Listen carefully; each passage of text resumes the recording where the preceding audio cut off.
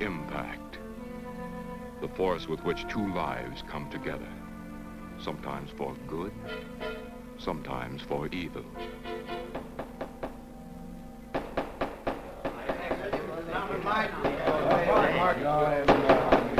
I say, Williams, a lot of line on there. I'm definitely against it. Seems to forget we have our stockholders to answer to. Phone Mrs. Williams, Della. Tell her to be ready in about an hour, and I'll pick her up. Yes, ma'am. You phone San Rafael and see if those papers are on the way over from the executive. Yes, Will.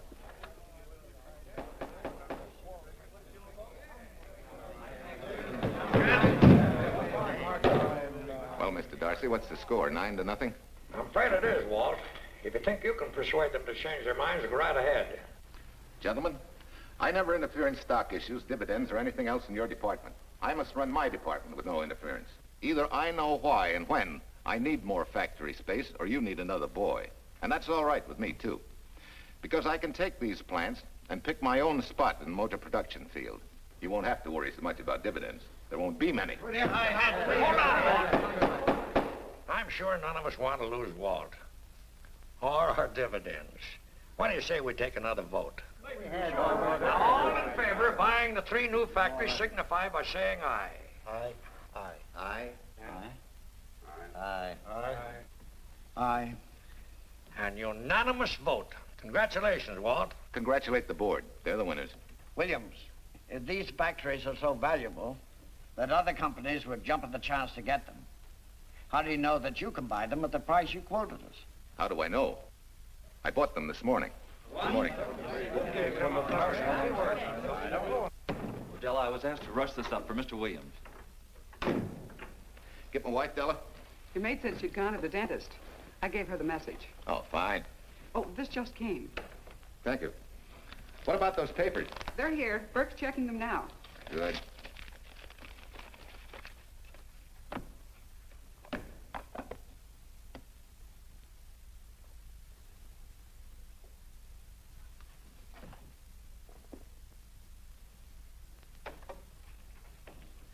Congratulations, Walt. Take a look at Clause 4. Those provisions haven't been clarified yet. Oh, no? I wanted to leave for Tahoe right away. Get Judge Deering on the phone, will you? Never mind. I can get faster action if I run out to San Rafael myself and stick with them till they're right. Yeah? Mrs. Williams on 3. Oh, put the blueprints of that new diesel in, will you? I want Jackson to see him. Bye, Duchess. I'm afraid now we won't be able to leave till about 5 o'clock. What? You're not going with me, but I counted on it. But I thought as soon as Dr. Harris took care of whatever it was, I'd feel better. I don't. Stupid thing still aches, and I certainly wouldn't be a very desirable driving companion. No, seriously, darling, you run along and buy your little factories and hurry home. I'll send you back to the office. And cheat me out of my goodbye kiss? Not a chance. I've got to drive over to San Rafael. I'll stop on the way. Love me? Bye, dear.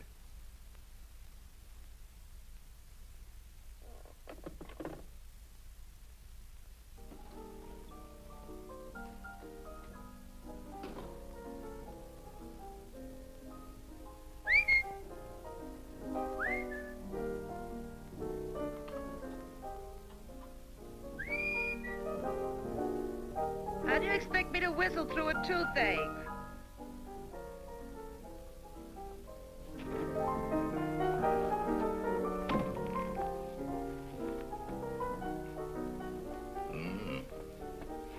Nothing in the whole world smells as sweet as you do, Duchess.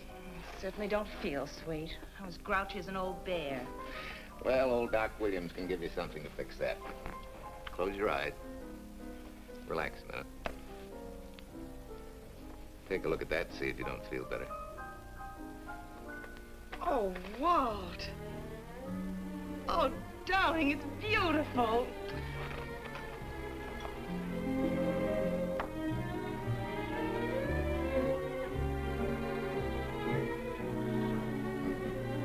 Not bad. Not bad at all. You know, to quote my wife, I like monograms on things. It shows they belong to me, unquote. When did your wife say such a thing, Mr. Williams? About 6 years ago, when I married her. She gave me the first monogrammed shirts I ever owned. Those were the words on the card. I still have it. I certainly hope your board of directors never discovers what a softy you are. They won't, don't worry. I have only one vulnerable spot. What really happened this morning? All I got out of Della was that you stalked out of the office with blood in your eye and were back in no time with canary feathers in your mouth.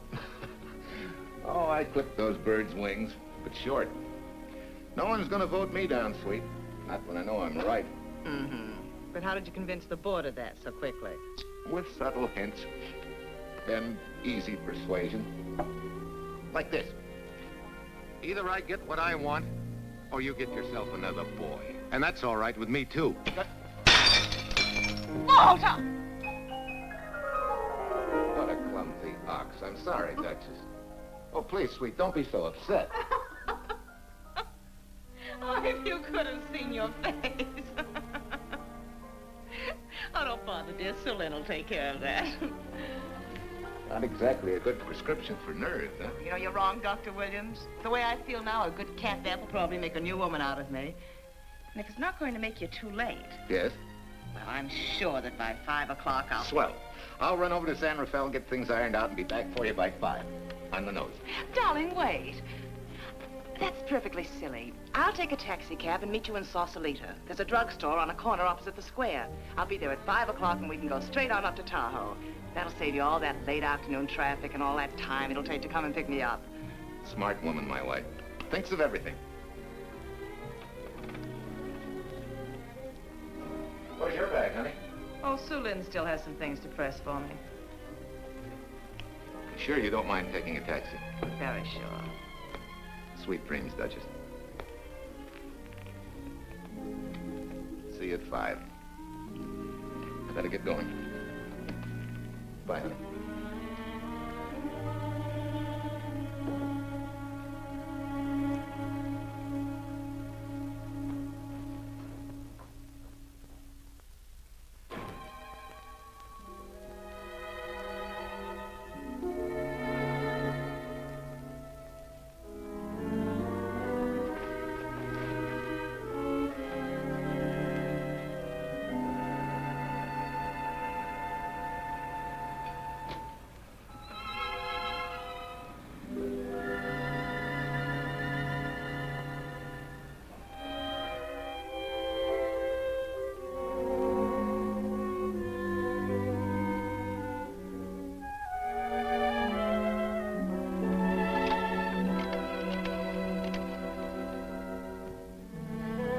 Long distance?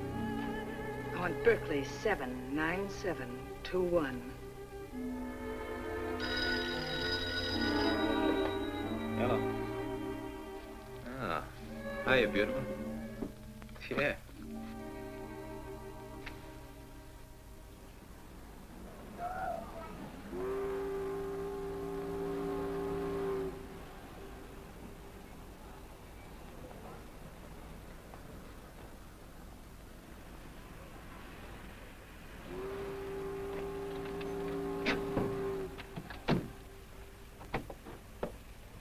Here. Don't forget, turn this stuff over to a bellboy at the Airport Hotel in Oakland. Tell him to hold it for Jack Burns. Jack Burns, the Airport Hotel. That's right, I'll be checking in later. What do I owe you? $1.15 a here. All the stuff back to Oakland. Yeah, here. Buy yourself a new kit. Thanks.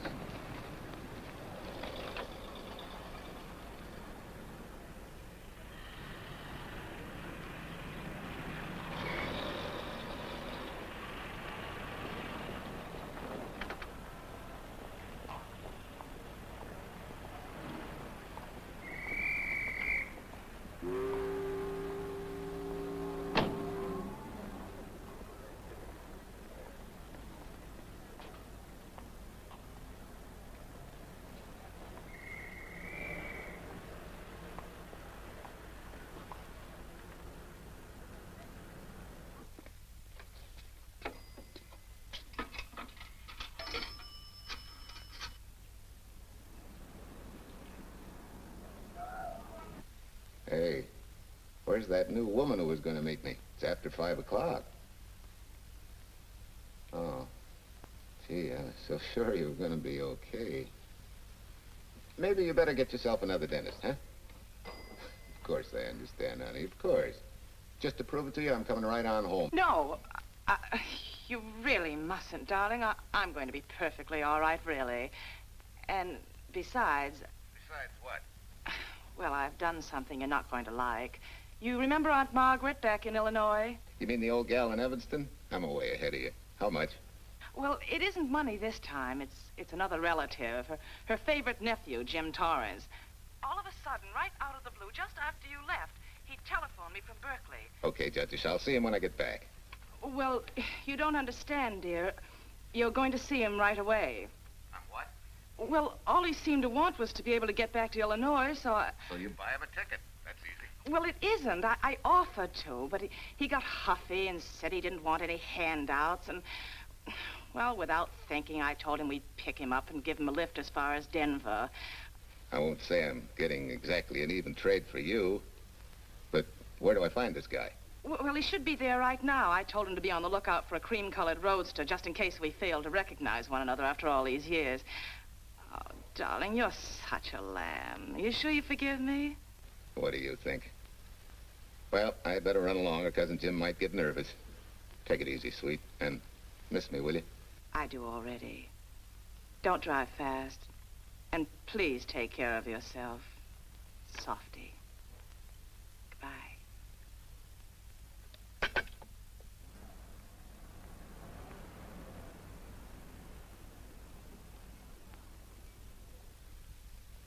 Hello, Della? Yeah, Mrs. Williams wasn't able to go with me. Now, while I'm gone, you see that she gets her roses every morning. That's right. But this time, on all the cards, put love from Softy. Yeah, S-O-F-T-Y.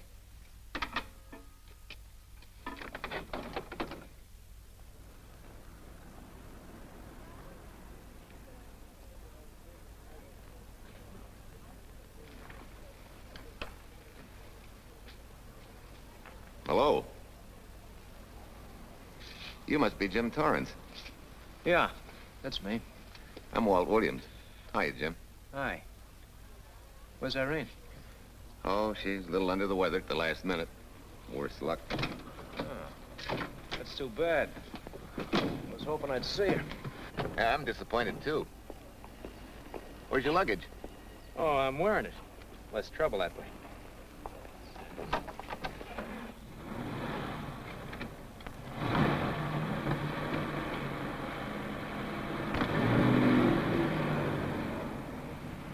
Irene tells me you're heading for Illinois.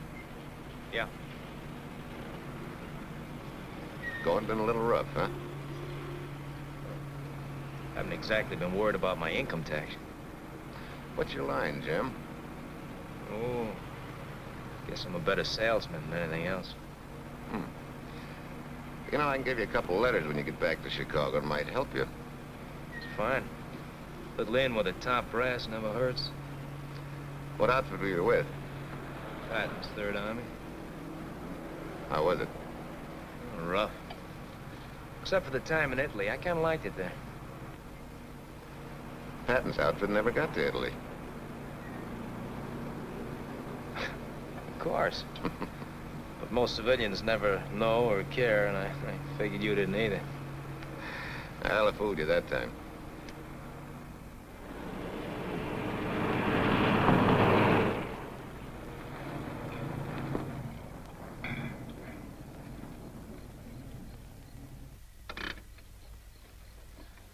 Our last chance to chow for a while. How about it? No, thanks. I grabbed a hamburger while I was waiting for you. I can still taste the harness.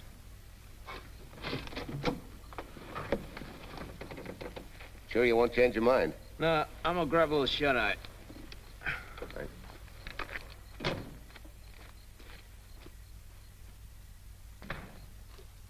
Chicken sandwich and a Coke. One chicken sandwich. Chicken sandwich coming up.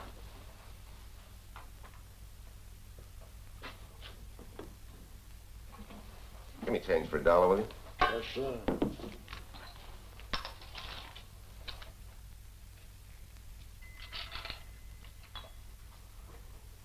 Thanks.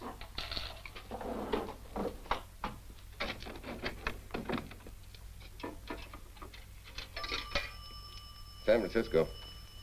Klondike 2, 6714.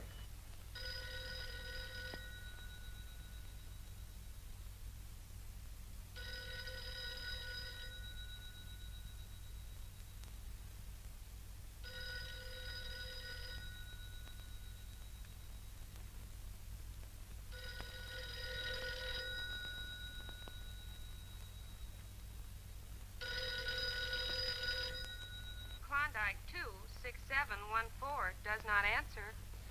Oh. We'll try Sutter 1, 2599, please. Bayview Apartments. Oh, yes, Mr. Williams. No, your maid isn't there tonight, sir. Well, she said Mrs. Williams was taking something to make her sleep and wasn't to be disturbed. But perhaps... No, don't disturb her. Just leave a message that I won't forget about a certain problem. Mm-hmm. I think I have it, sir. You want her to forget all about a certain problem. Softy, is that S-O-F-T-Y, sir? Softy is going to take care of it thoroughly. Is that all? Yes, that's all. She'll understand. Be sure she gets it the first thing in the morning. Right.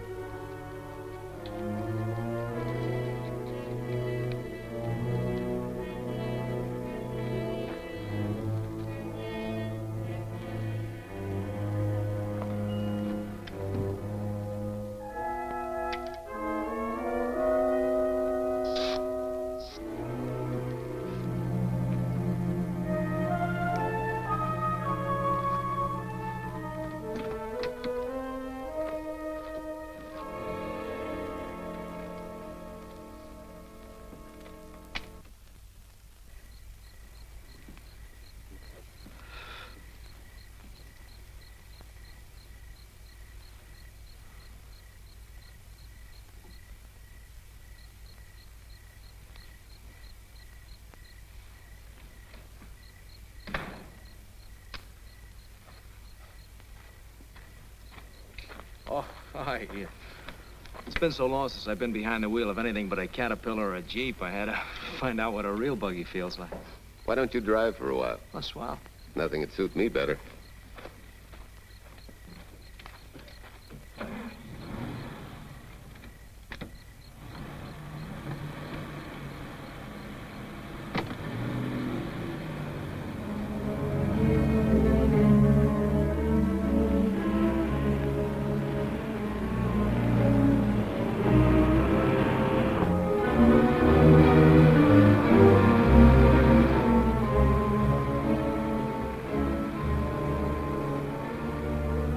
Tell me, Irene still got that little scar on her cheek?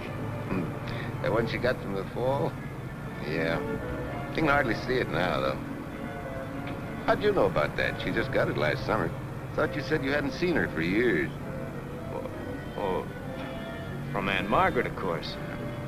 How else? She always sends me the news in her letters.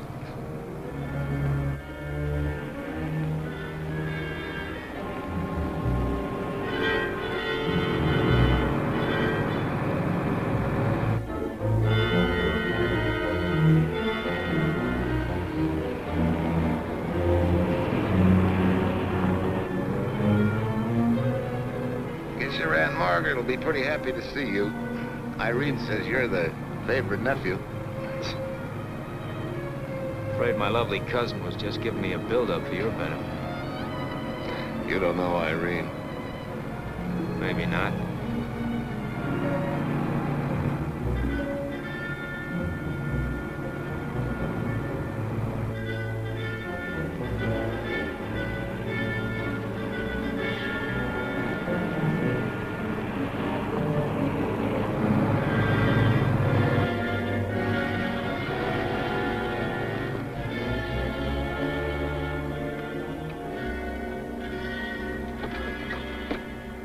What's the matter? I think we got a flat.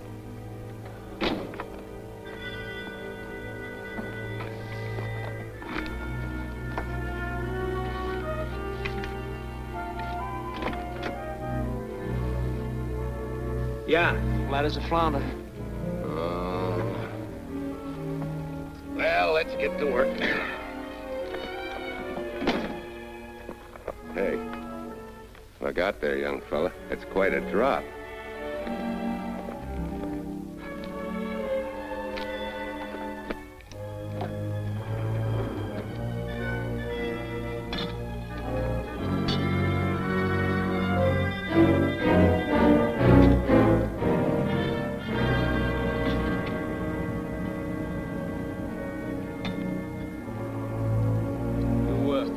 You got a flashlight? I think I have. Get the jack. I'll take a look.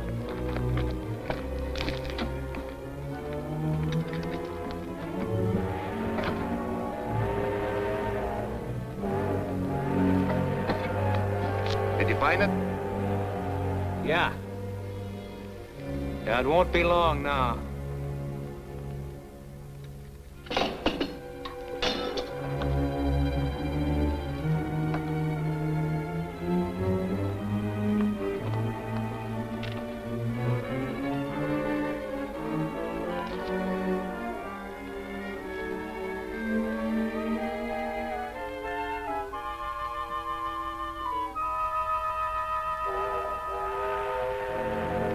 Come on, let's get going.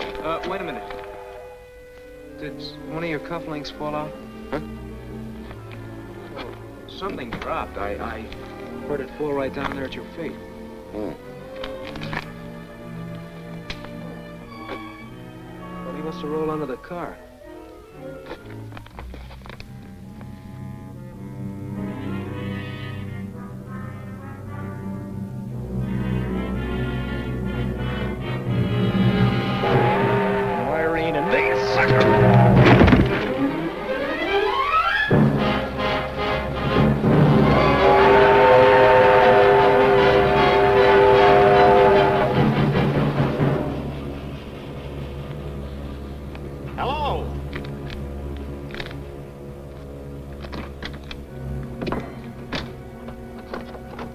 Need a hand? No.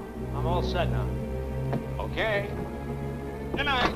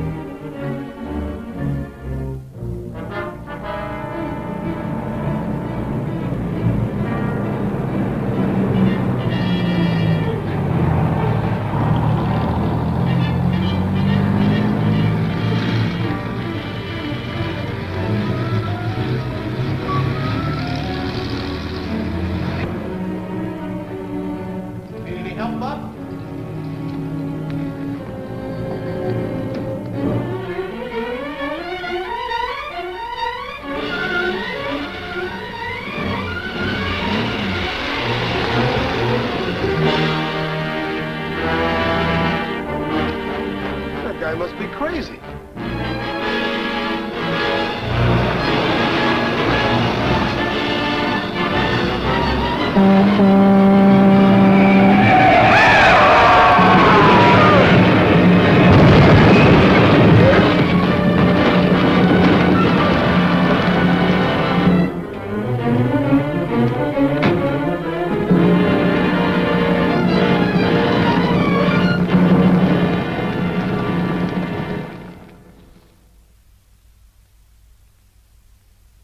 Now, in case my husband should be late and have to rush for his plane, this will be taken care of. Thank you. Tell Mrs. Burns to 302.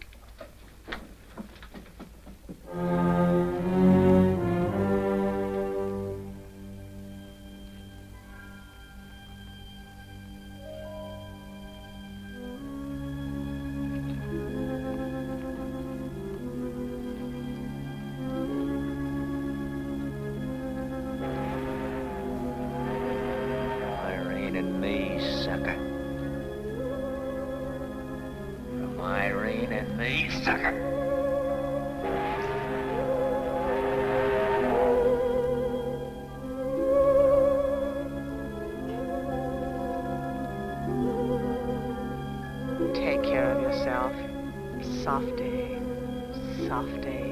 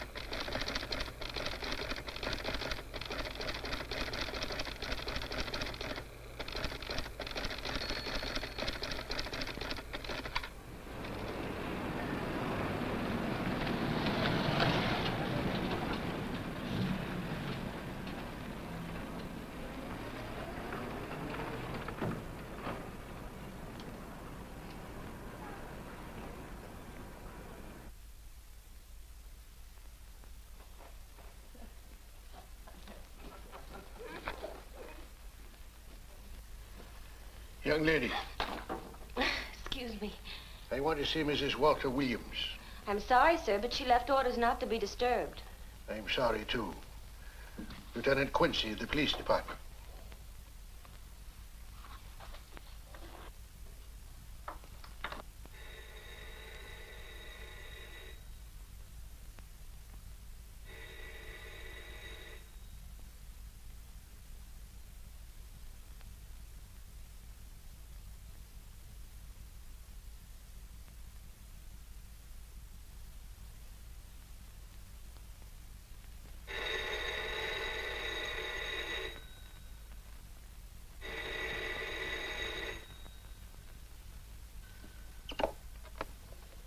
Hello? I thought I left orders not to be Oh, I see.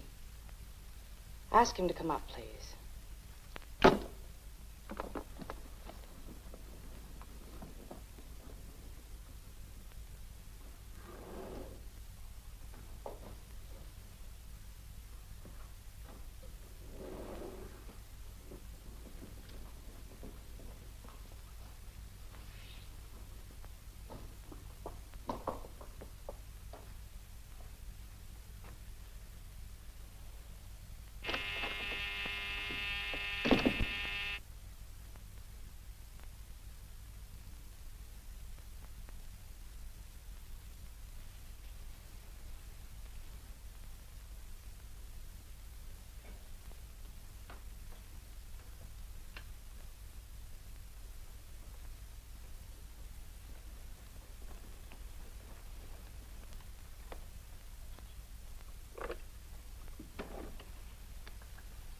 Yes?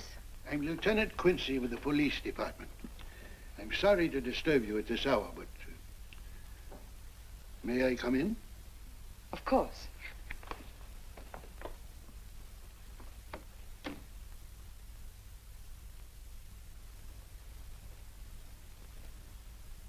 Well, Lieutenant? Did your husband go on a motor trip late this afternoon? Why, yes, he went to Denver on business. Why? Was he driving a packet roadster? Yes. Is anything wrong? I'm afraid there is. Won't you sit down? Has something happened to my husband? Yes, Mrs. Williams. He's dead, isn't he? Yes. Oh, Walt, I knew something like this would happen. I begged him time and again not to pick up hitchhikers. But it wasn't a hitchhiker, Mrs. Williams. It was just an accident. He ran into a truck, a gasoline truck. You mean there was fire? He must have been driving pretty fast. I don't think he felt anything after the crash.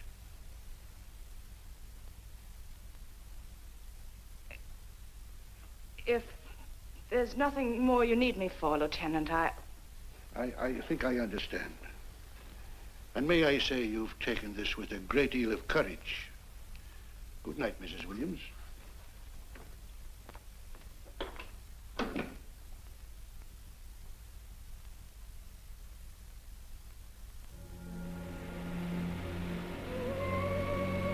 Take care of yourself. Softly. From Irene and me. Softly.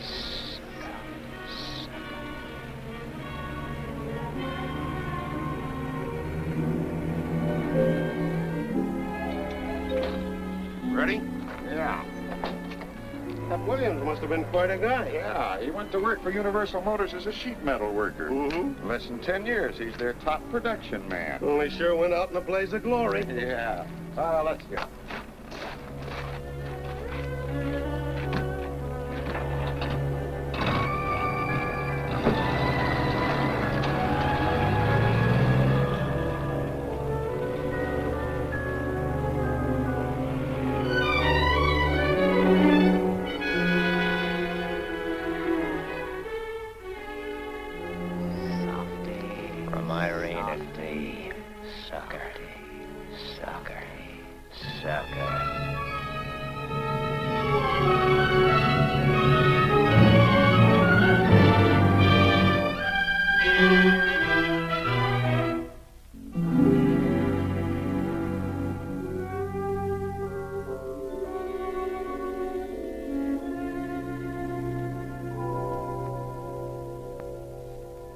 Well, could Mr. Burns have taken a later plane and still made connections for Mexico City? I see. Thank you. Yes? It is some telegrams for Tai. Just put them under the door, Sulin.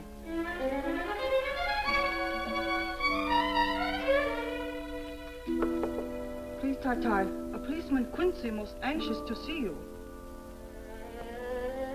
Ask him to wait, Sulin.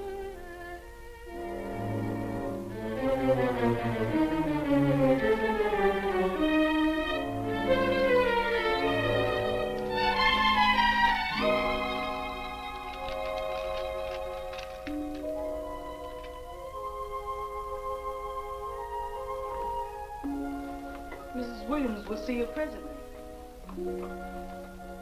Will wait, please.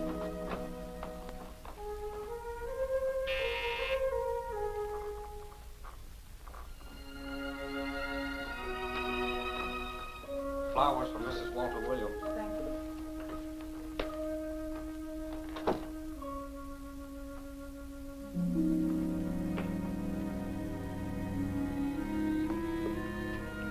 Roses like Mr. Williams always sending when he's away.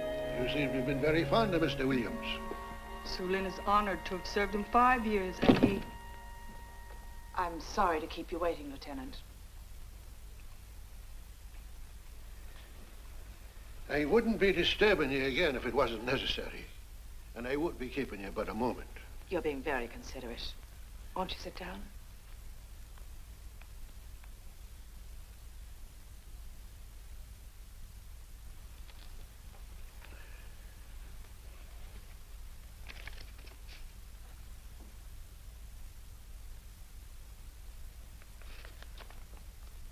Everyone's been most thoughtful.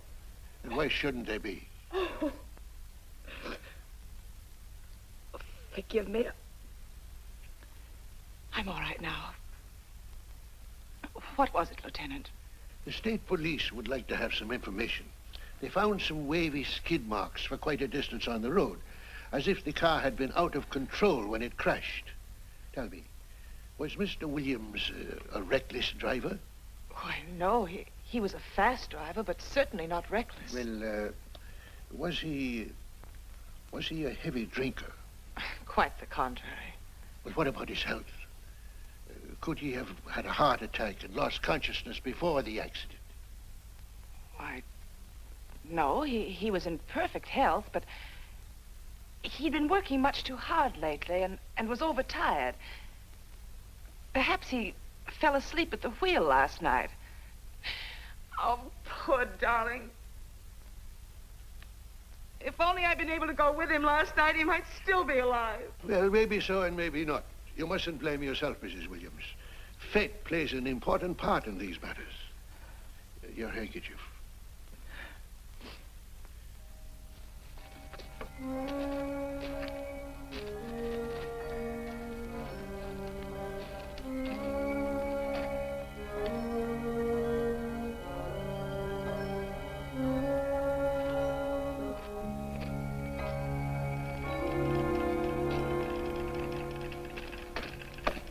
When's the next train to San Francisco? 10 a.m. tomorrow. You sure there isn't one sooner? No, I'm sorry.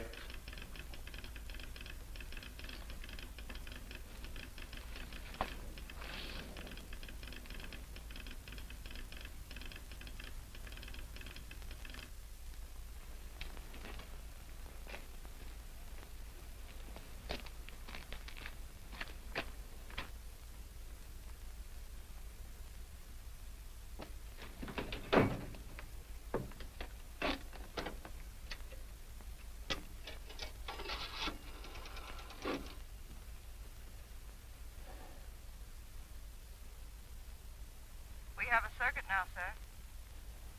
Evanston. Calling Mrs. Margaret Hubbard's residence in Evanston. One moment, please.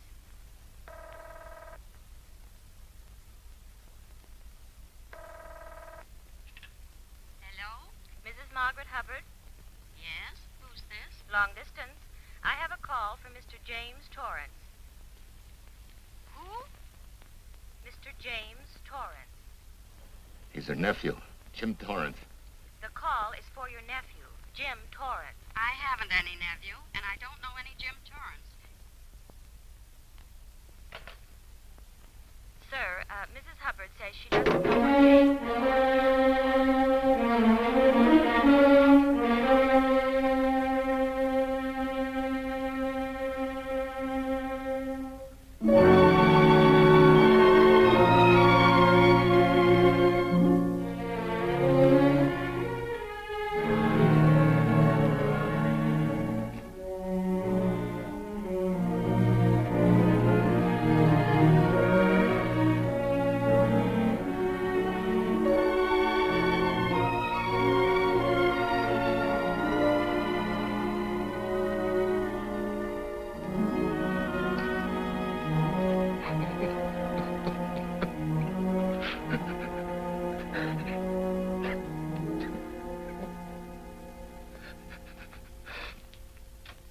What's the matter, son?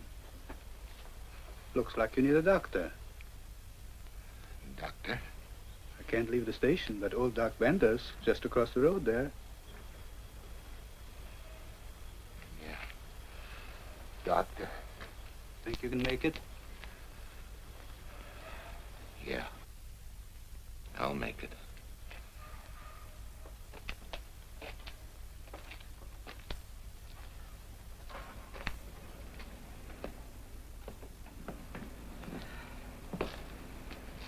Now, take it easy, man. There's some concussion there. You've got to watch your step for a while. Yeah.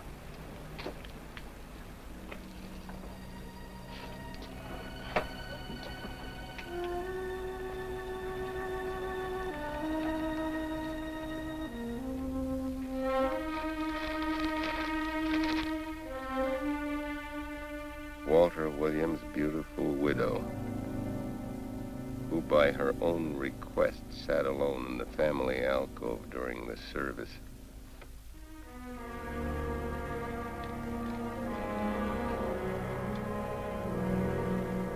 Smart. Someone might have caught her licking her chops.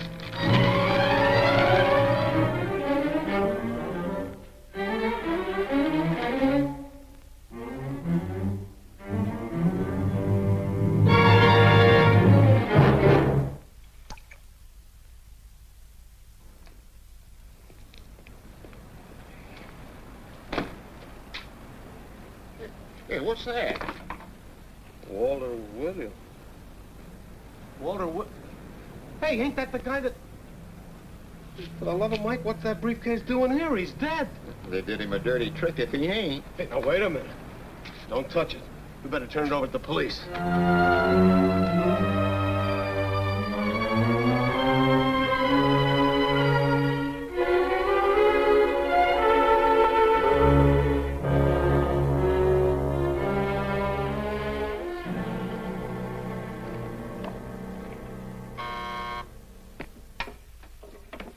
Homicide, Captain Callahan. Oh, yes, Chief. The dope just came in from Washington. The fingerprints are those of a James Torrance. Yeah, I'm putting Quincy on it. Right. This sort of opens up a new can of peas on the Williams accident. There's the FBI reporting the guy. Playing with the lady's affection seems to come natural with him. All you got to do, Quincy, is find him. Yes, that's all I got to do. Last known whereabouts of Jim Torrance was in a moving van somewhere between Sacramento and Points East. Yeah, wait a minute. Last known address, care of his sister, Mrs. Joseph Rossetti. Irving Apartments, Berkeley. Well, what are you waiting for, Quincy? Let's go. Did Torrance leave any forwarding address? No, he said he was going to send it to me. Sorry to trouble you. Oh, Lieutenant, if you should happen to hear from him, will you let me know? There's an unpaid telephone bill and a bundle of laundry. Laundry? Let's have a look.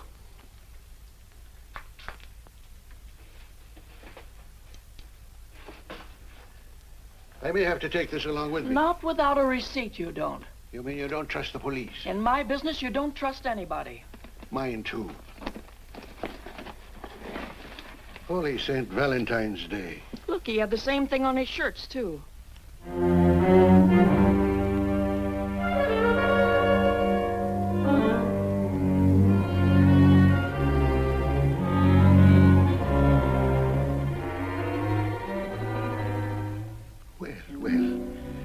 Romance in your late tenant's life. Did you ever see the lady? You know, I never did. But I always knew when she'd been here, the wonderful perfume. I'll lay you 10 to 1 she's a rich widow. Could be. Wait, I'll get you his telephone bill. Pretty fancy stuff for a hitchhiker. Yeah, but he's a pretty fancy hitchhiker. According to the shirt maker, a certain lady in the town had these made special. And they're just like her husband's. Only his initials were WW. Sort of smells, don't it, Cal? Now take a look at this little item. It was also found in the laundry. I for Irene and W for... Well, it could be for Williams, too, couldn't it? Yeah. Homicide, Callahan speaking. Hello? Oh, hello, Fitz. Hello. What news? Oh? Any luck? Both days, huh? Swell. Have it typed up and sign it. This report of Fritz will be a nice little topper for this pile. His checkup shows calls from Torrance's phone to Williams's private number, and a flock of them going the other way, including one on the 7th and several on the 8th. The 8th, in case you've forgotten, is the date of Walt Williams' accidental death. Well, that ought to be enough to get an indictment out of the grand jury. Go pick her up. I'd like to play a long shot first. It might give us 2 for 1. Well, take him one at a time. A bird in the hand is not going to lead us to its mate. I'd like to give the lady a little more rope. Well, Thanks. I thought you'd agree.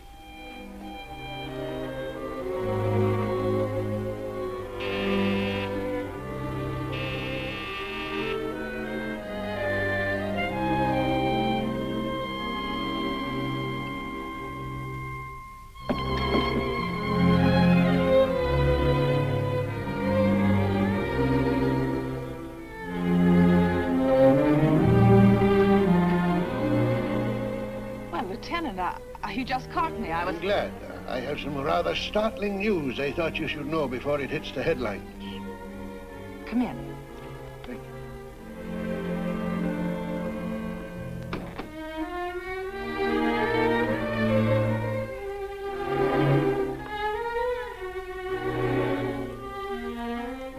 Sit down, won't you, Lieutenant? Thank you. I'm very anxious to hear about this news. It seems that your first hunch, remember, that a hitchhiker was responsible for your husband's death? Well, Mrs. Williams, you may have been right. Why, I don't understand. Your husband's briefcase turned up in Kansas City yesterday in a moving van that had stopped at the scene of the accident that night. Apparently, the murderer made his getaway in it. That explains the wavy skid marks that made us suspect your husband was ill or unconscious at the time of the crash. Yes, I suppose it does. And by now, the man is probably out of the country and never will be found. Don't you worry, Mrs. Williams. There were fingerprints on that briefcase. And as soon as we get the FBI report from Washington, his identity will be known and his description sent out on police broadcast. Oh, we'll find him all right. But just now we're keeping things quiet so the murderer will feel safe until we are ready to close in on him. Yes, I can see the wisdom of that. Yes, I thought you would understand and cooperate. As soon as we know his name, it is possible that you might recognize it as someone with a motive. There's that possibility. You know I'll do everything I can to help. I'm sure of it. Now I'll run along. You'll hear from me. I'll let myself out. Don't bother. And don't worry. Good day.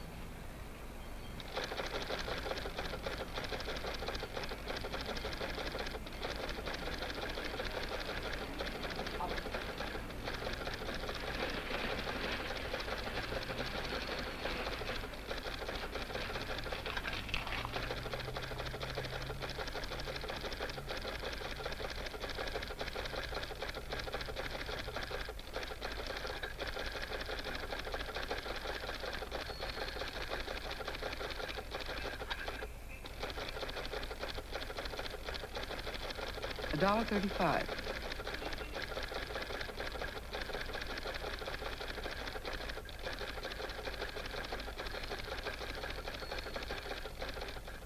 See, everything after the letter J in the first name has been obliterated by heavy writing over it. The only impress letters legible are those between words or before them, like RNS at the end of this name here, and the Hotel Santa here before the word Evanston. Well, Tom, don't you think it's about time you retired? Why, there isn't even evidence there of Mrs. Williams' intent to communicate with Torrance. And who do you think she beat a path to the telegraph office to wire to? The League of Decency? I'll tell you what I think, that you should have brought her in when I first told you to. By the time we get her now, she'll have figured out a way to tip Torrance off. He'd be that much tougher to find. Not unless she's tipped him off from your office. Ernie's got her on ice waiting for you.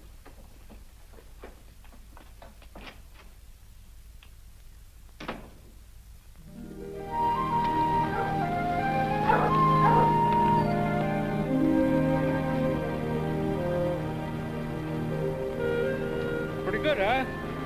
Fastest growing little town in Idaho.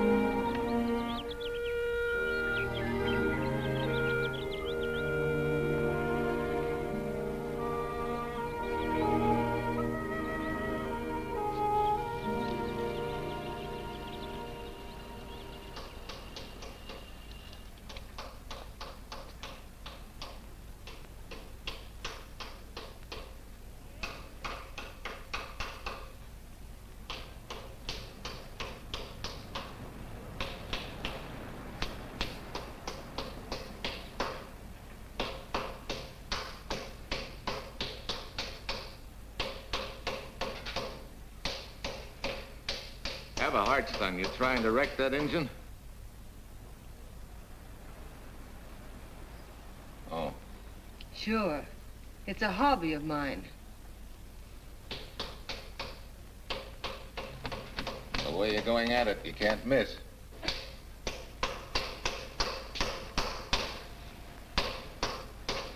Here.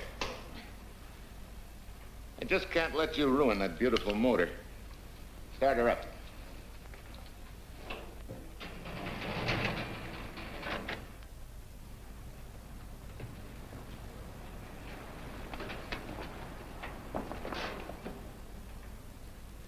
Okay, start her up.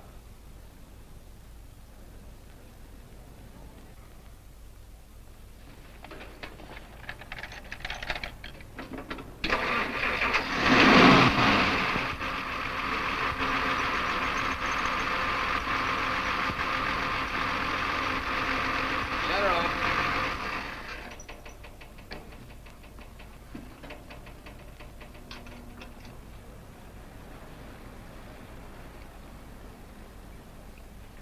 You're certainly not a mechanic by trade. Hands like that. Maybe it's a hobby of mine.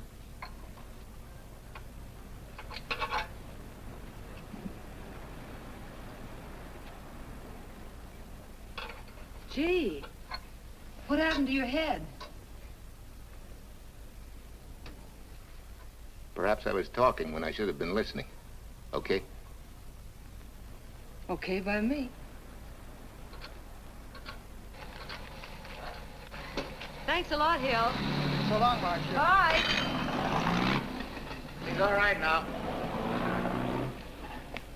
You better lay off though till the boss gets back. I'm the boss. I guess the new cars are a little bit over my head. Now, with a jalopy, it's different. Aren't there any mechanics around here you can hire? No, they all went over to the new factory in Mansville. I guess they got better wages. Tough break. Yeah. How much do I owe you? Oh, forget it. Well, I'll be shoving along. Well, at least have a cook in the house. You might as well. Marcia, can I use your phone a minute, please? Sure, help yourself, Uncle Ben. Never rains but what it pours.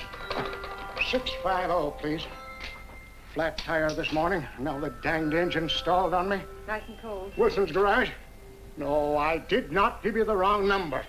Fine thing using my phone to cheat me out of repair bills. Aren't you ashamed? You gave me the wrong number. 650, please. You're a nice girl, Marcia Peters, and your ma's a fine woman.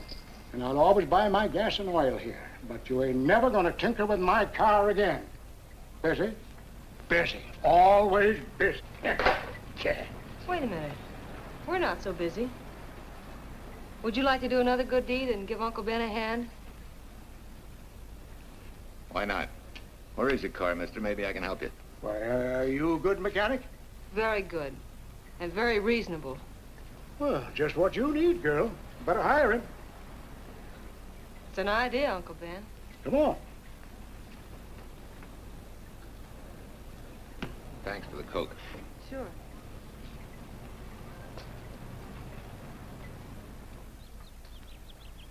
Well, I got Uncle Ben fixed up all right. Nothing but a sticky carburetor valve. Bye. I hope he paid you. What for? It only took a minute. You're certainly not money conscious, stranger. There. This is no kind of work for a girl. Well, somebody has to do it if I want to stay in business. And I want to.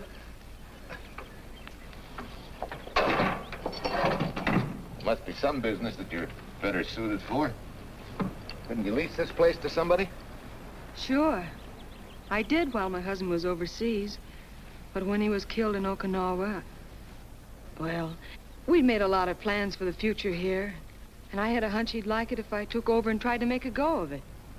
Takes more than a hunch to do that. I got along famously. Business has been fine until lately when the help got short. Could be again. I had a good mechanic. Yeah. You sure need one, all right. Well, for Pete's sake, say yes or no. Do you want the job or don't you?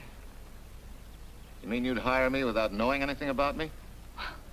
You can repair automobiles. What else do I need to know? Except your name. Well?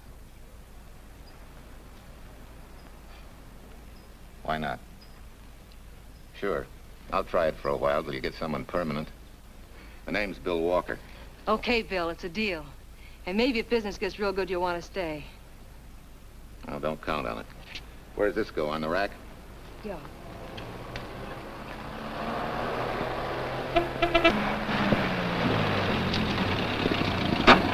Marcia! Marcia! It happened! It's a boy, 8.5 pounds. Pair of shoulders like a prize fighter. Well, congratulations, Papa. How's Jane? Ah, perfect. Everything's perfect. Gotta get down to the store and tell the gang. Almost forgot. Oh, gee, thanks, Ed.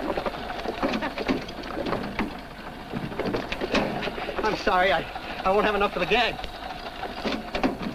Yippee!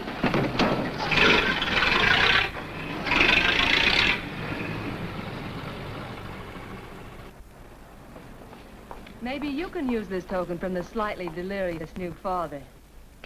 Thanks. Say, we haven't settled the matter of wages yet. Maybe I can't pay your regular salary. Suppose we leave that open till you find out how much I'm worth to the business. Doesn't seem to be any business right now. Might be a good time for me to get rid of this beard and find a place to board. We live right next door. I'll go ask Mom. She'll know of a place. Sort of a peaceful house. I noticed it this morning. Oh, gosh, I forgot. She's down helping Mrs. Wellesley with her canning. Mom finds homes for everything from stray cats To stray mechanics. Well, you're not a stray anymore. I'll go phone. Pearl? 674, please. Hello, Miss Wessler. May I speak to Mother? Hi, Mom. I've got some good news for you. I hired a man for the station. Yeah. No. Nobody we know. He's from out of town. Needs to place a board. You got a good one up your sleeve? Okay. Says she has to meet you first to come home for supper. Huh? And you like apple or cherry pie? Cherry. Cherry it is, Mom. See you later. Oh, now I gotta get rid of this. Hey, where's the nearest barber shop? The one and only, just up 2 blocks. Tell Judd you're working for me. When you get back, we'll close up and go home. Thanks.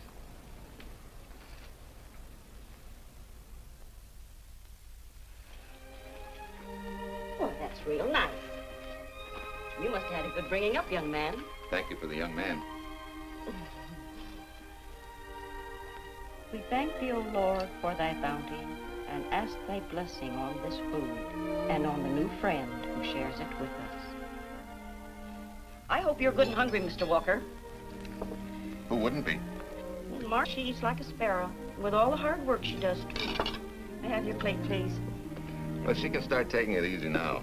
Boss, the help. Thank you. She never takes anything easy. Has to put her whole heart and soul into everything she does. Well, now that you're through with me, Mom, how about Bill? Have you thought of a place for him to stay?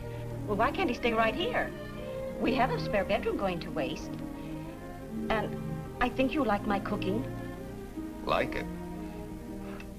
That's very kind of you, Mrs. King, but it seems an imposition. Imposition, nothing.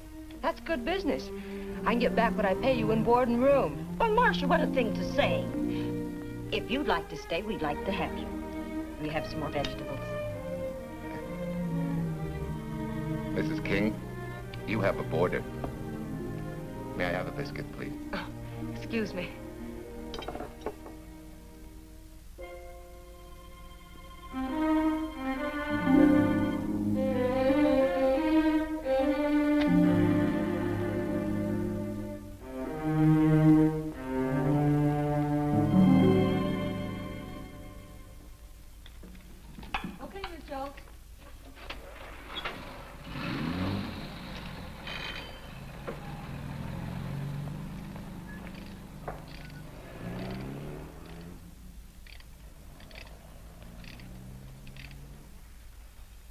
It's wonderful the way tools seem to come alive in your hands.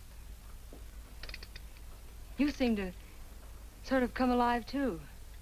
As though you got real pleasure out of working with them. I do. When you're doing a job with them, you can't think of anything else. Bill, if something's bothering you, why don't you get rid of it? What would you prescribe, doctor? Amputation. For that stupid chip on your shoulder.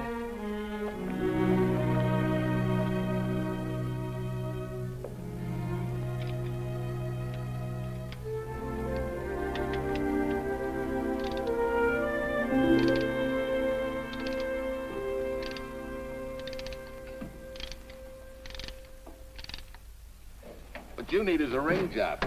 Save yourself some money. Gee, Bill, with the baby and everything, I just can't afford it now. Oh, we'll take care of that. Hey, boss. How's Ed's credit? Good enough for a ring job? Well, sure, if I can hold Junior as collateral. Oh, not a chance, fella. Never mind her. I'll do it on my own time. Oh, thanks, Bill. Maybe we'll see you tonight, huh?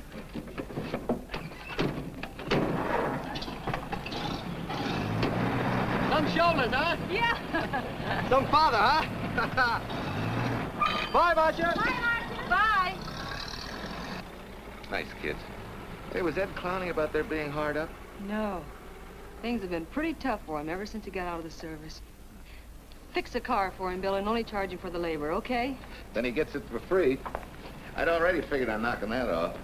Say, we could make it an anniversary present. Anniversary of what? Junior's arrival, and mine, 3 months ago today. Time certainly flies. That was a lucky day when you came to MP service. Your work's been bringing in a lot of business. I'm glad of that. Hated to have fallen down on Mom and you. Say, look, boss, why don't we three celebrate tonight and go to the movies? Ed said he and Jane were going. Well, that lets Mom out. She'll be babysitting. I'd love to go, Bill. I haven't been in ages. Here's your opportunity. Go to work.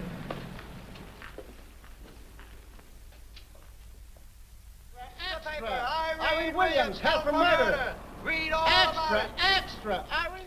This is Sheila Graham with the latest news of the shocking Williams murder case. While beautiful Irene Williams is held for trial, charged with conspiring to kill her late husband, the police are searching for James Torrance, believed to be the lover of Mrs. Williams and her partner in the horrible murder of Walter Williams.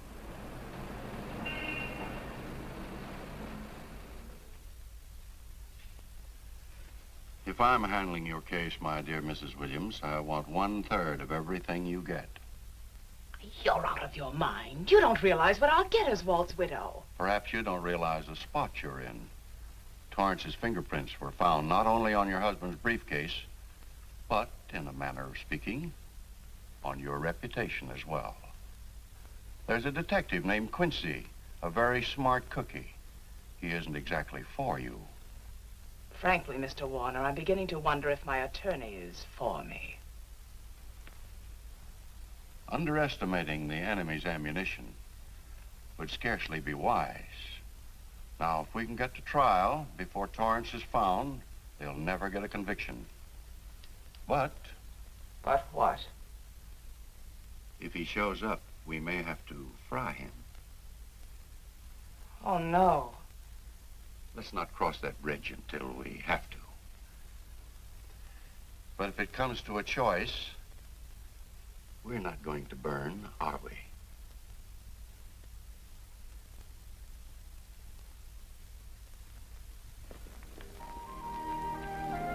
Aren't you the chatterbox this afternoon? What about this afternoon? Oh, I'm sorry, boss. I guess it was wool gathering. You're only supposed to do that in the spring. Is there anything you don't know? Yes. What's San Francisco got that we haven't? Better newspapers, for one thing. Anyway, California's supposed to be the land of opportunity. I thought that by now you liked it here. I do. Very much. It's a good town. Nice people. Swell boss. Thanks. We like you, too. No fooling, Bill. You'd be surprised how many people ask questions about you. What kind of questions? Oh, where you came from, do you have any family, and do you like it here, and are you going to stay? Al Knox asked me at the movie last night if you wanted to join the volunteer fire department. Just interested, friendly things. I suppose it is natural for people to wonder about a stranger who moves into their community, like I did. You know, I've been thinking, maybe it wasn't such a good idea, you and I going to the movies last night. It's all right being seen in the station and here with Mom, but... You get used to that in a town this size. They're always trying to marry people off. You just ignore it, and after a while they forget about it. I'll go get cleaned up for supper.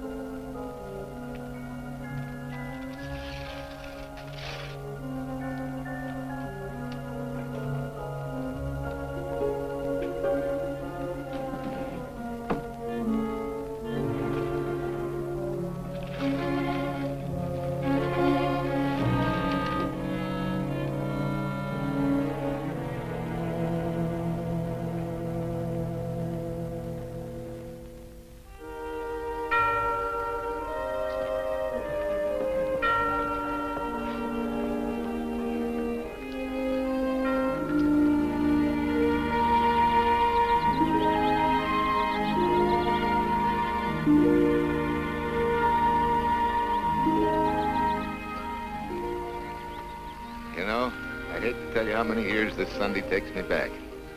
Did you always fall asleep during the sermon? I wasn't asleep, Mrs. Peters. I merely closed my eyes to concentrate. Oh, so that's what you call it. I had to nudge you to stop you from nodding. Quiet. You're disturbing my reminiscent mood. Even smells the same. Could be the same bees buzzing in the same clover.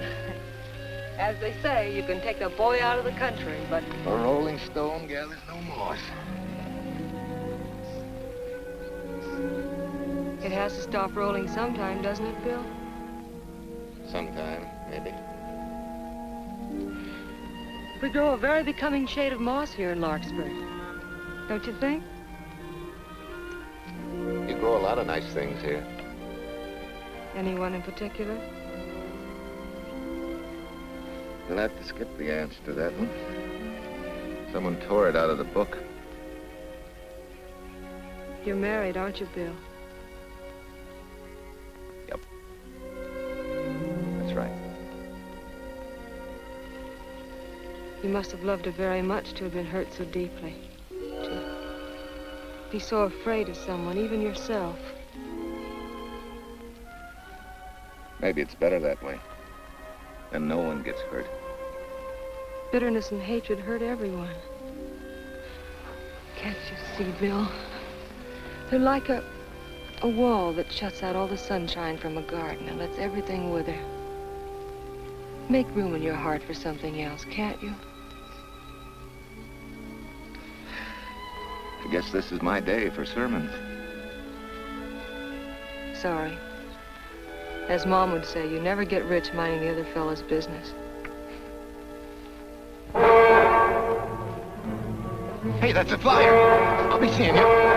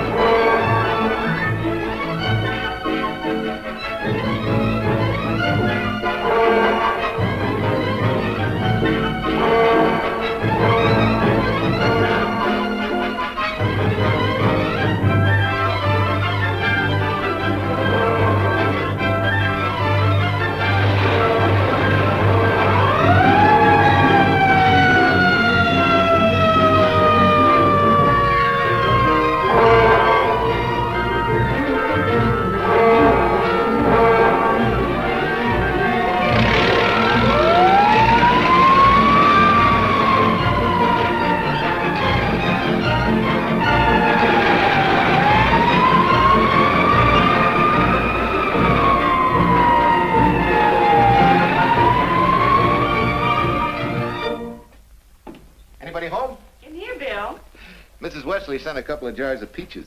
Said you helped her can them. Oh, thank you. When I delivered the doc's car, he insisted that I have a bite with him. Where's the boss? Took a book back to the library for me. Huh? What a day. Hey, what's the idea? Are you darning my socks? Well, I thought a drawer full of holy ones isn't doing you much good. I found it when I put fresh papers in your bureau yesterday. You have a heap of things that need mending, haven't you, son? Does Marcia know? Do you think I'd tell her? This is your problem, Bill. Because I found out about it doesn't give me the right to tell anyone else, not even Marcia. When you trust folks, you trust them, and you give them a chance to work out things the way that seems right to them. How can one little woman be so big? Don't forget, it's a lot easier to be tolerant and understanding at 50 than it is at 25. Yeah, Mom. I'm going next door for a while. Grandma Thompson's ill.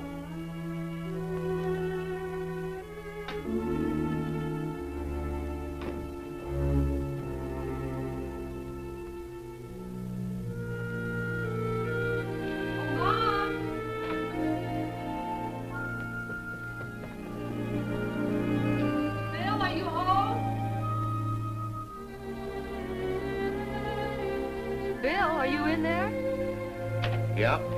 Mom went next door, Marcia. Hi. Do you work awfully late? Oh, about 6. Anything wrong? Come in. I want to tell you something. I'm checking out. Has something happened? No, just... I'm doing what I should have done a long time ago. Moving along. But why, Bill? My name isn't even Bill. There isn't any Bill Walker. I'm Walter Williams. The late Walter Williams. Walter Williams?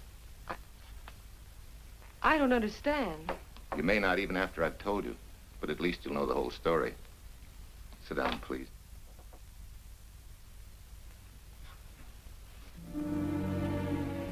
Finally, Larkspur. And you. From there on, you know. I'm glad you're going back to make things right. Going back? Wild horses couldn't drag me back. What are you going to do about your wife? Nothing. You're going to let her go to trial for murder? Oh, no, Bill. Why not? She tried to kill me, she and her cousin. But they didn't. Who says they didn't? Let them try and prove it. No matter what your wife did, she can't be tried for something that didn't happen. Oh, Bill, can't you see? You bet I can see. She deserves everything she's getting. Sorry part of it is they'll never convict her. No, Bill. The sorry part is you're not big enough to take a hard jolt to your pride and to your ego. Sure. It hurts to be tricked and cheated by someone you loved and believed in. But that doesn't give you the right to take justice into your own hands, to trample on the hearts of others and walk out on life.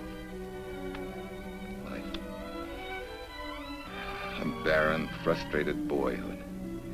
A marriage to a woman who accepted my love, yet despised me so thoroughly she resorted to murder. I'll never think of our moments together without nausea. I feel stripped bare, degraded. Because you've closed your mind and heart to everything else. Even me.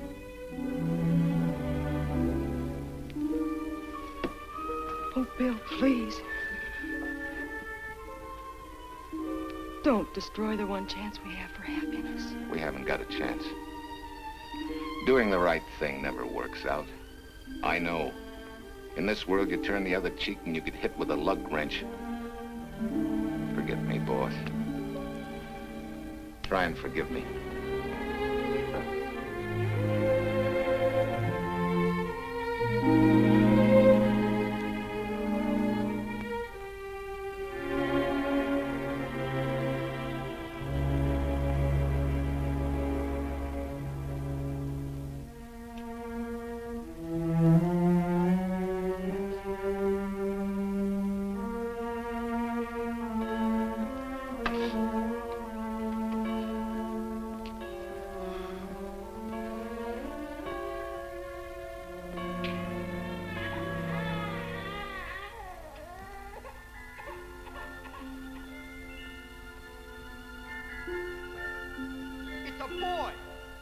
Shoulders like a prize fighter. You know, I hate to tell you how many years this Sunday takes me back. You have a heap of things that need mending, haven't you, son?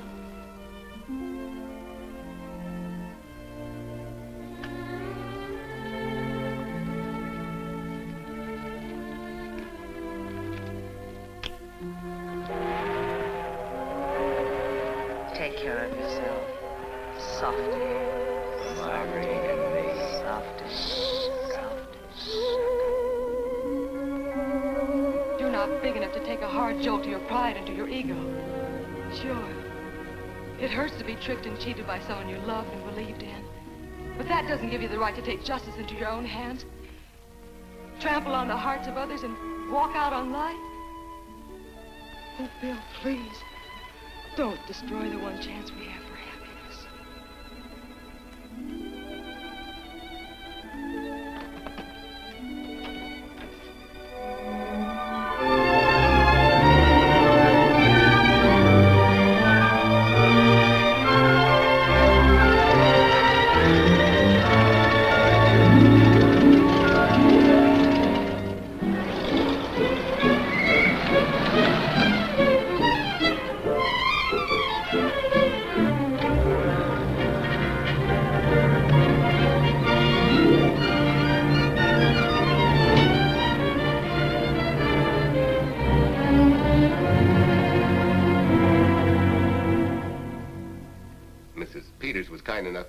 To substantiate at least the Larkspur portion of what I've told you. Very thoughtful of you, Mrs. Peters.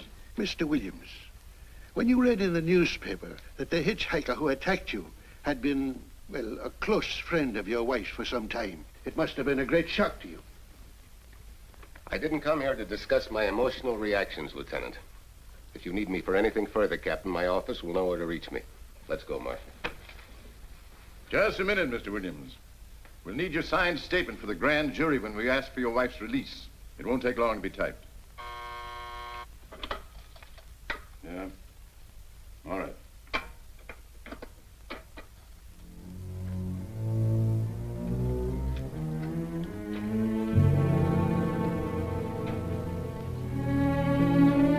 Come in.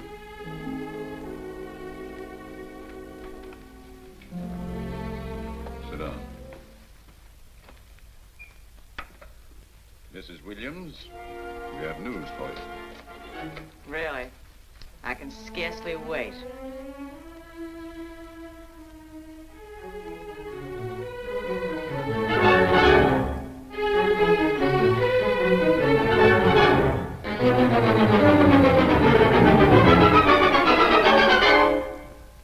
It seems it was Torrance who was in the car when it crashed. Jim? Dead?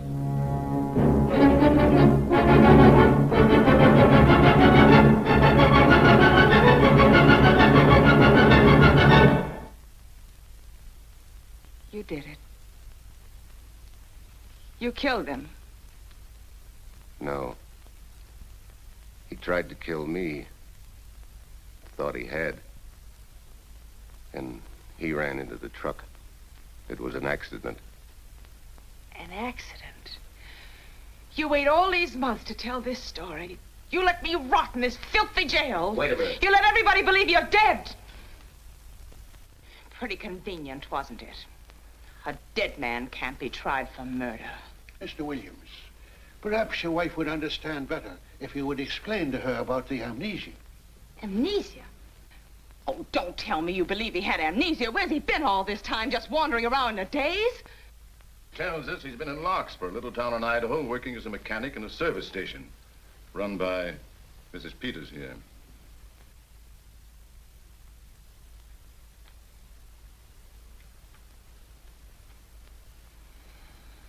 I understand perfectly. Now that my chance for happiness is dead, I suppose you'll demand the divorce I begged you to give me so that I could marry Jim. That's fantastic. Yes, isn't it? After you telling us that the man you picked up was a perfect stranger. Well, that's not true. The time and place for meeting Jim had all been arranged. I must advise you, there's a law that a wife can't testify against her husband. There's a law against murder, too, but that didn't stop him, and nothing's going to stop me until I'm through. It's all right with me, Captain. Go on. Talk your head off.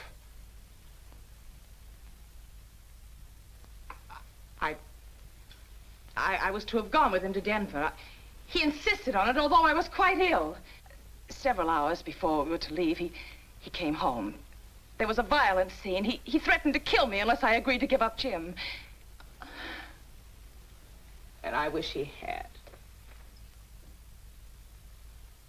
This is incredible. Not one word that she has said is true. Then you've nothing to worry about. Mrs. Williams, was there a witness to the threats you mentioned? No. Unless the maid overheard. She was in the apartment. In fact, she picked up the pieces of the vase that he threw at me. Where's she now? I don't know. She left me suddenly after all this began. Please, could the questions wait? I feel rather ill. Will you have Mrs. Williams ready for the grand jury at 10 o'clock tomorrow morning? That's all.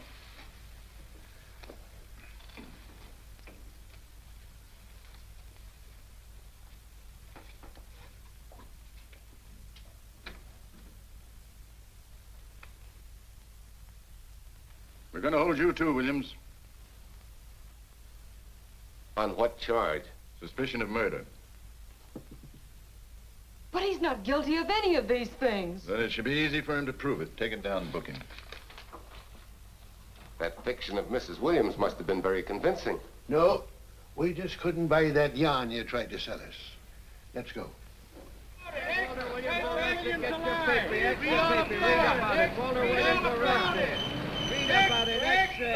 What three? White, Freed, and murder charge. Extra, get your paper. Walter Williams charged with murdering wife Bubba. Extra, get your paper. Irene Williams goes free. Husband held. Extra, get your paper. White, Freed, and murder charge. Walter Williams charged with murdering wife Bubba. And Daly's going to cover Williams' office. Okay, boys, hop to it. I want all I can get by 10 a.m. tomorrow for the grand jury. Okay, Chief. Oh, Tom, don't miss a bit. Dig up everything you can on Williams and the Peters dame. You sort of believed Irene Williams' story, didn't you, Van? She made better sense than he did. Well, sure, she's a better liar than he is. Don't forget, I went all through her grieving widowhood with her. She's a bad customer. Well, that's for the grand jury to decide, and Williams insisted on letting her talk. So it's his funeral. Funeral, all right. Especially with that yarn he told. But murder's out of character for him. There's a few pieces missing somewhere. There might be in Idaho, if it's not too much out of character for you to get going. You're going to miss me, Cal, when I retire next year. Maybe I'll join Private Eye and solve your cases for you.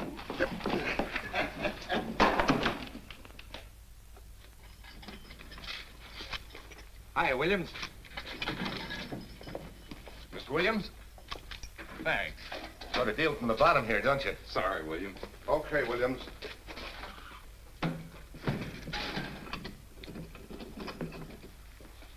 Well, not very good news, judging from your faces. Well, Wolf, the grand jury returned indictment against you. Mrs. Williams was released. I see. Now, don't you worry, Walt. We'll have you back at work where you're needed, and in short order. Come on, Eldridge. There's a visitor waiting far more attractive than we old fogies. We're just leaving, Mrs. Peters, but remember, don't hesitate to call on me for anything. Thank you so much.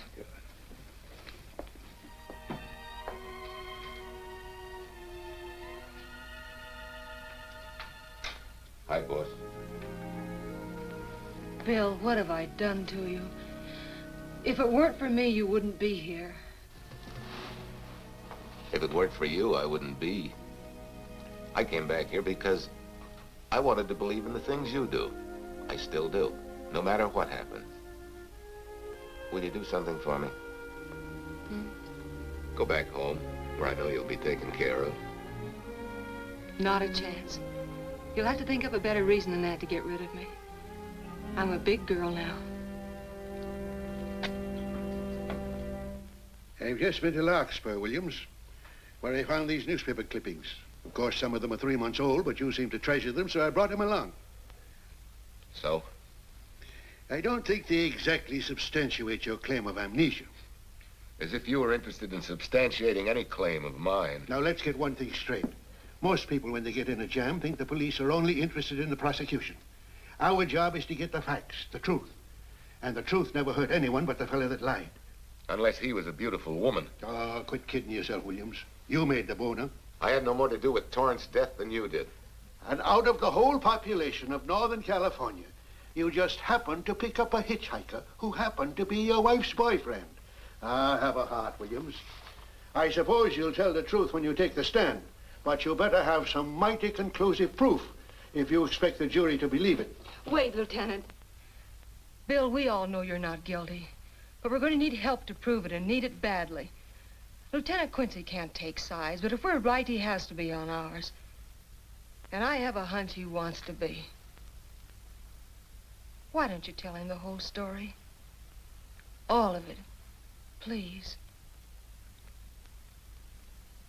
I'd like to, Quincy, very much. Guess I should have told the whole truth in the first place. But I wanted to clean this mess up with as little scandal as possible.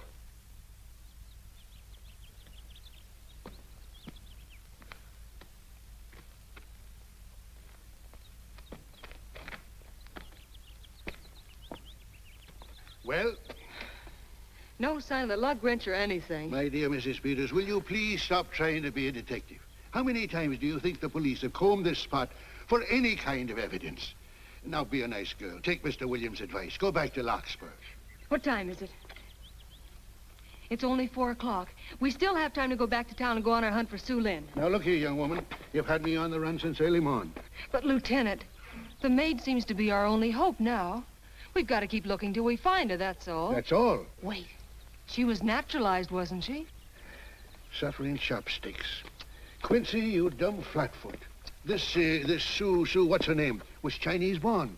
If her port of entry was San Francisco, there'd still be a file on her, photo and all. Let's go. Back to town. Immigration.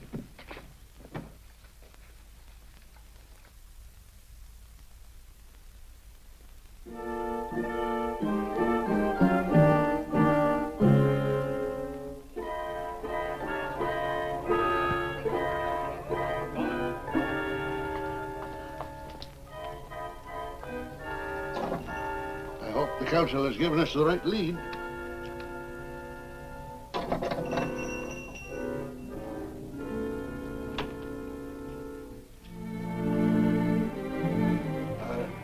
You are Singh? Understand? You savvy English? Also French, Italian, and Hebrew. May one ask what is desired? We're looking for Su Ling Chung. The Chinese consul said you were her uncle and might tell us what she is. This daughter of my brother, has she offended the honorable police? Oh, no. They just wanted to ask her some questions about Mr. Williams, the man she used to work for. Ah Singh's heart is heavy that he cannot lead you to her. But things that are not known cannot be told. Well, if you hear anything of her, report it to headquarters.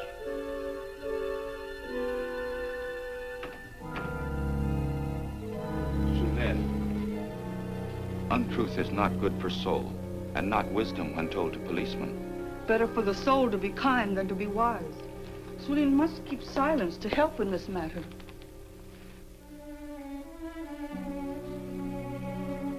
You know, you're quite a gal. In case I haven't told you lately. You're just too easily pleased, that's all.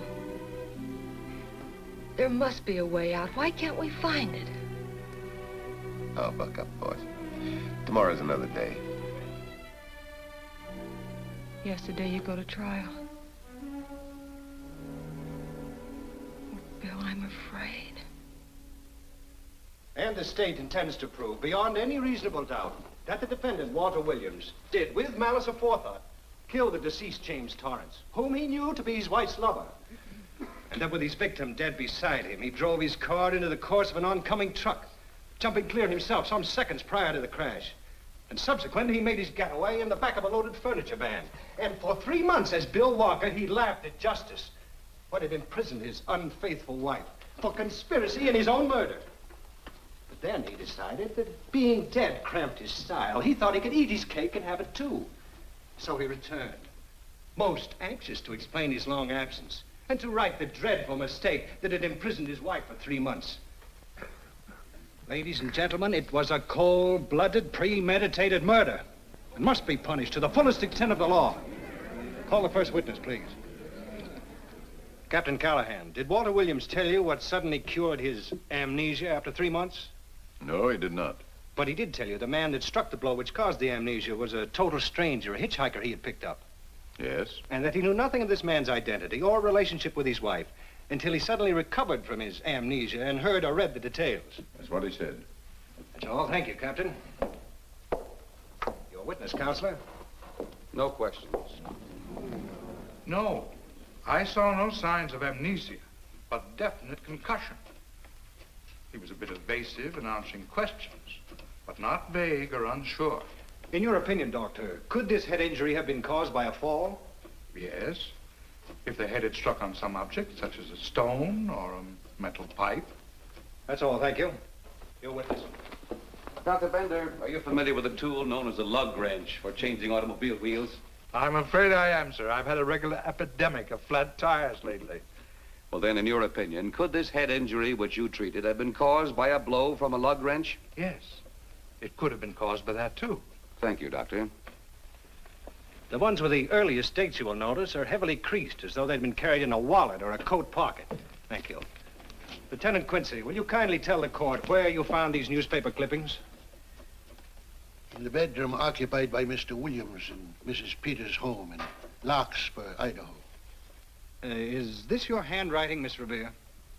Yes, sir. And that's the message, at least our record carbon of it. Would you read it to the court, please? June 9th, 8:32 p.m. Message from Mrs. Walter Williams, Penthouse D. Mr. Williams called, said he wants you to forget all about a certain problem, that Softy is going to take care of it thoroughly. Was there any other conversation? Well, I just asked if that was all, and he said, yes, she'll understand, and sort of laughed as if it were a joke and hung up. Some joke killing the wife's boyfriend. That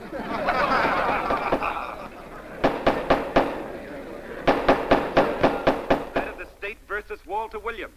All the rounds so far have gone to the prosecution. And it was a grim-faced Williams who was returned to his cell this afternoon. What the score will be after he takes the stand is anybody's guess, but he's going to need some lucky punches to get a decision. And though Torrance struck with intent to kill, after telling you this is from Irene and me, sucker, you still telephoned Illinois to find out if there was a Cousin Jim. You are hard to convince, aren't you, Mr. Williams? Is it so incredible that a man should fight against believing such a thing about his wife? Oh, that is very touching. From a husband who planned a trip on which he intended to destroy his wife and did kill her lover. That's a lie. Your Honor, I object to the conclusions drawn by the prosecutor and move that it be stricken from the records. But, Your Honor, there is a corpus delicti, remember? Who was your wife's lover. Objection sustained. There's also her own story, which in front of witnesses you insisted she tell. And then we have your own two different stories from your own lips. One featuring a perfectly strange hitchhiker, the second an equally strange Cousin Jim, without a questionable substantiation for either bit of fiction.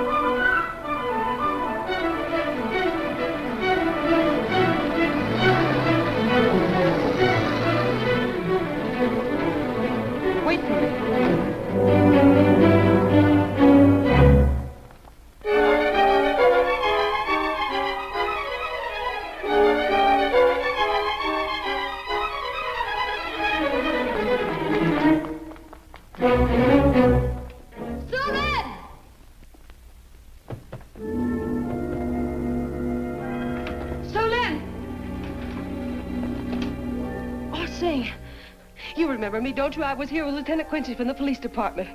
I just followed Sue-Lin up the stairs. I saw her come in here. You must be mistaken. I'm not mistaken. She's here. I must see her. Ah, Sing, don't you understand? It's to save a man from prison, even from death. I will send her to you.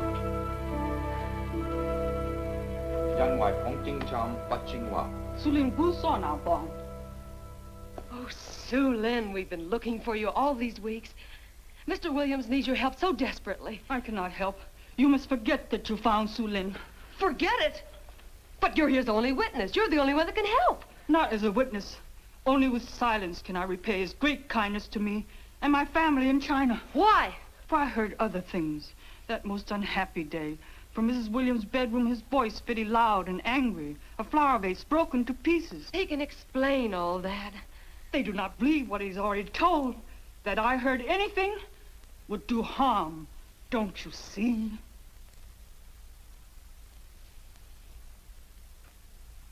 Yes. Much sorrow comes from women who know not honor and truth. And Mrs. Williams, she was not true even to that Torrance man. What made you say that? That night when he was killed. Her sickness was but wall of falsehood, behind which she could go secretly to a meeting place. You mean she went out that night? Sue-Lin, are you sure? Yes, because next morning in her bedroom I found street shoes that had been worn. Her coat on the closet floor with the sleeves turned inside out as though removed hurriedly. And in one pocket, a door key to some hotel. Sue Lynn, that's it. Proof that she and Torrance had planned to meet that night after he killed Mr. Williams. What hotel was it? Oh, I don't remember. The key. What did you do with it? Returned to coat pocket. Come on. We'll get to Lieutenant Quincy. He'll know what to do. And pray, Sue Lynn, every step of the way.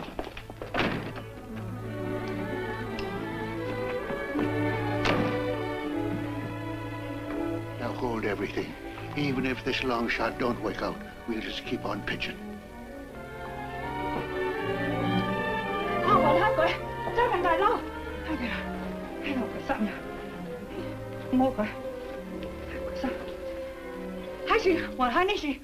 Here it is, yes. Room 302, Airport Hotel, Oakland. Maybe we got our miracle. A special little Chinese one. It is to hope that Sue Lynn was of small help to Mr. Williams. Oh, Sue Lynn. Come on, Copper. Next stop, Oakland. A certain little lady's hotel rendezvous. I was on night duty then, all right, but I sure don't remember a looker like this. Quite a dish, eh? A little too highly seasoned for my digestion, thanks. Lieutenant, just found a couple of cars for room 302 on June 9th. George Baxter, checked out at noon. Mr. and Mrs. J. Burns. Room not slept in. J. Burns. Burns. Look, Quincy. The handwriting on the card is identical to that on the photograph. And here's a little boy, the same thing. The cover-up telegram to Aunt Margaret. Now look at the impressions. J here, and here RNS. J. Burns. That's the name she started a telegram to. Room not slept in. Say, I got that dame pegged now, Lieutenant. She said they'd be out of the room by midnight as her husband was catching a plane.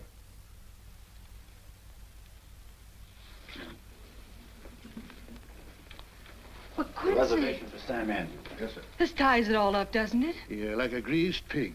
What do you mean? We've got the evidence now, the proof. Of what? Sue Lynn's theory that Irene was playing the field? This evidence only proves that she came here to keep a date with a man named Burns.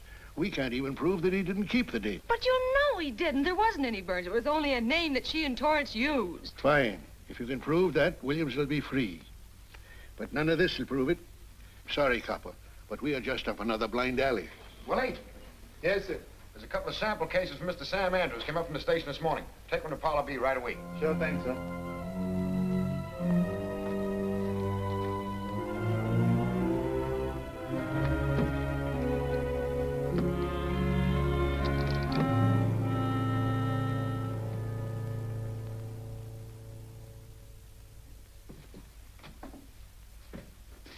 Be seated. Case of the state versus Walter Williams. Proceed, Mr. Eldridge. Your Honor, we will call Mrs. Irene Williams. Take the stand, Mrs. Williams.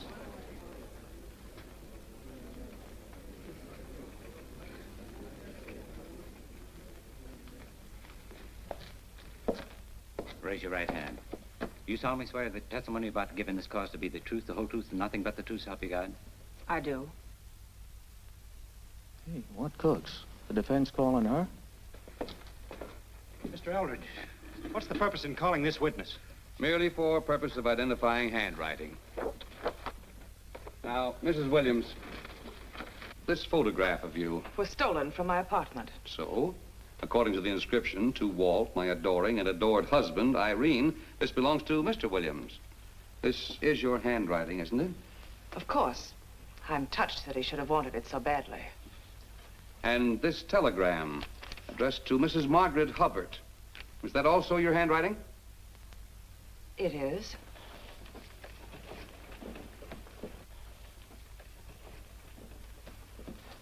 Now, Mrs. Burns, I mean Mrs. Williams, this photograph is inscribed to Jim, my adoring and adored Irene. Did you write this too? I see no point in all this. Merely answer counsel's questions. Did you write it? I did. And these letters addressed to Mr. James Torrance, did you write them? Yes.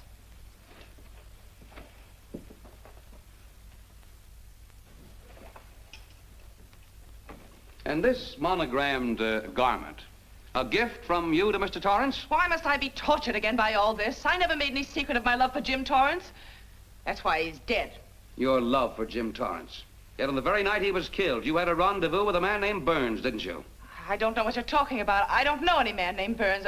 I was at home that night, very ill. Oh, yes, the sleeping pills. Well, you must walk in your sleep then, for you spent at least part of that night at the Airport Hotel in Oakland, where you registered for Mr. and Mrs. J. Burns. Don't waste the court's time trying to deny it. This is the registration card that you signed at 9:20 p.m. And there's the room clerk who assigned you to room 302.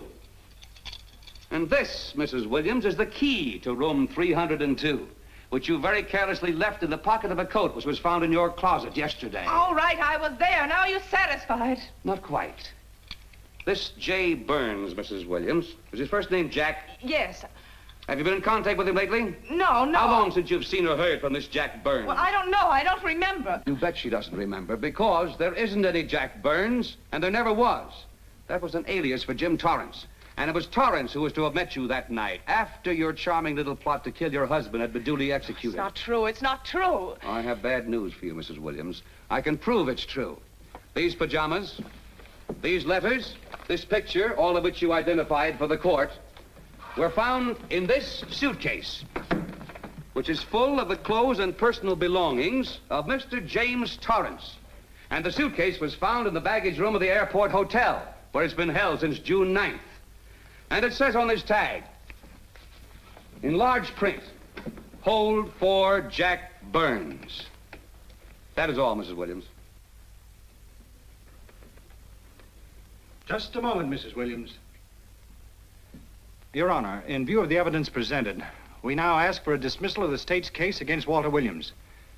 And we intend to charge Irene Williams with conspiracy to commit murder against her husband, Walter Williams. Oh, no.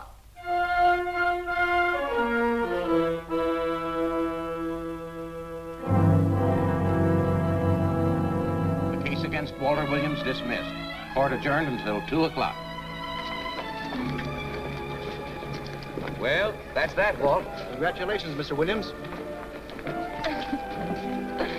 I haven't the words for it, Quincy, but we could never have made it without you. Ah, sure you could. You know, son, right always wins if you give it a little push, especially when you get a copper like this one to do the pushing. Well, I'll be seeing you. You know, it'll seem kind of strange being able to eat and sleep without someone getting in your hair all the time. Oh, fine, Walt. We're looking forward to having your hand on the wheel again. The Denver plants are waiting for you to open them. You think you can make it the morning? How about it, Counselor? You bet you can. Oh, good. Well, I'll be running along. Well, you think you like Denver? It's okay by me, boss. Yes, impact. The force with which two lives can come together. Sometimes for evil, sometimes for good.